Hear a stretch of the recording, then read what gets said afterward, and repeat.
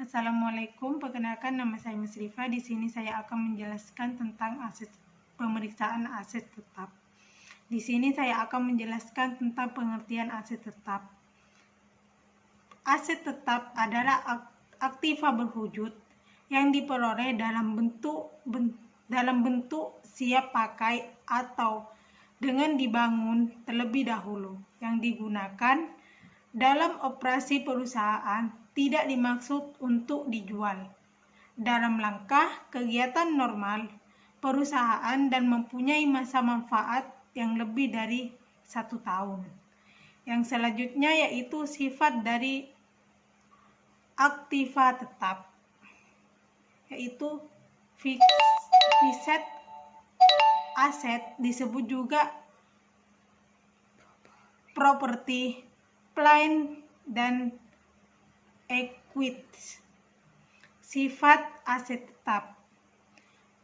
Tujuan pemberian adalah untuk dipergunakan dalam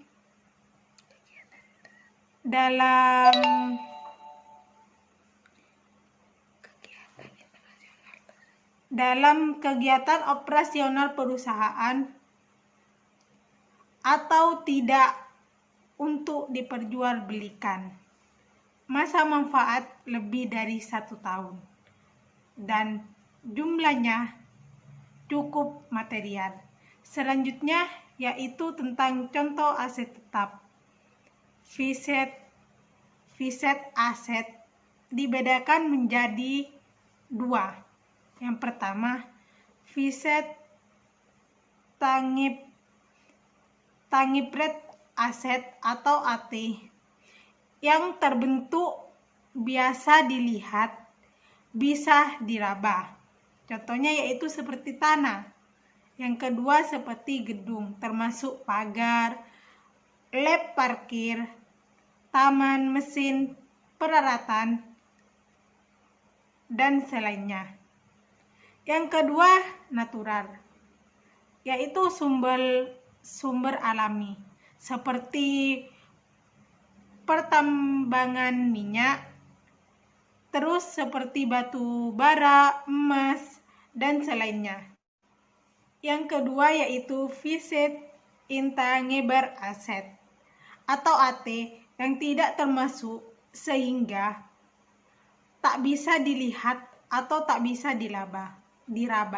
Contohnya seperti hak paten, hak cipta, dan selainnya.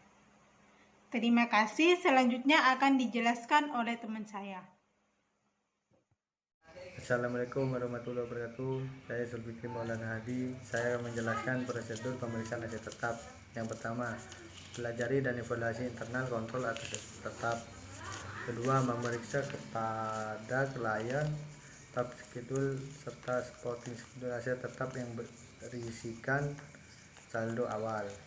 Ketiga, periksa voting dan cross votingnya dan cocokkan totalnya.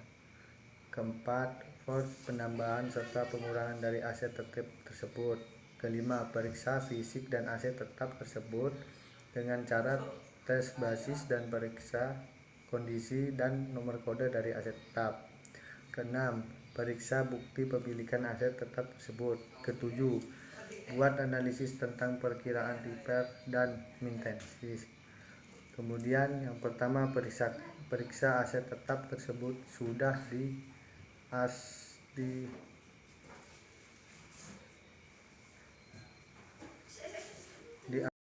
kemudian periksa aset tetap tersebut sudah diasumsikan. Kedua, tes perhitungan penyusutan. Tiga, periksa ditulan rapat. Tiga, periksa apakah ada komitmen yang benar oleh perusahaan untuk memberi dan menjual aset tetap. Kelima, untuk konstruksi dalam proses kita periksa penambahannya. Keenam, jika ada aset tetap yang diperoleh melalui leasing. Keenam, periksa atau tentukan apakah atas aset tetap.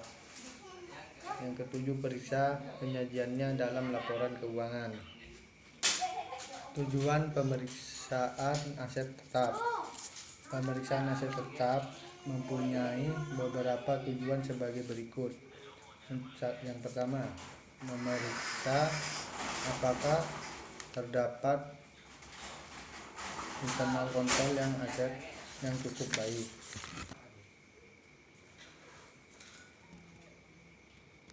Dua, untuk memeriksa apakah aset tetap yang tercantum di laporan posisi keuangan.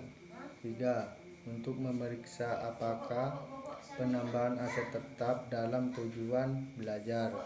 Keempat, untuk memeriksa apakah penarikan aset tetap sudah dicatat dengan benar.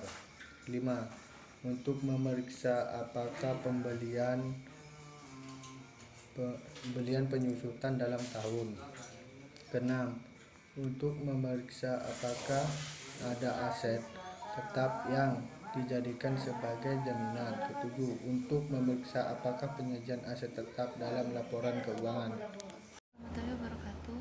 Saya Yula Suti. Saya akan menjelaskan tentang tingkat risiko pemeriksaan aset tetap yang terdapat 3 bagian. Yang pertama yaitu risiko bawaan. Risiko bawaan adalah kerentanan suatu saldo akun atau golongan transaksi terhadap suatu salah saji material dengan asumsi bahwa tidak terdapat pengendalian yang saling berkaitan. Yang kedua yaitu risiko pengendalian.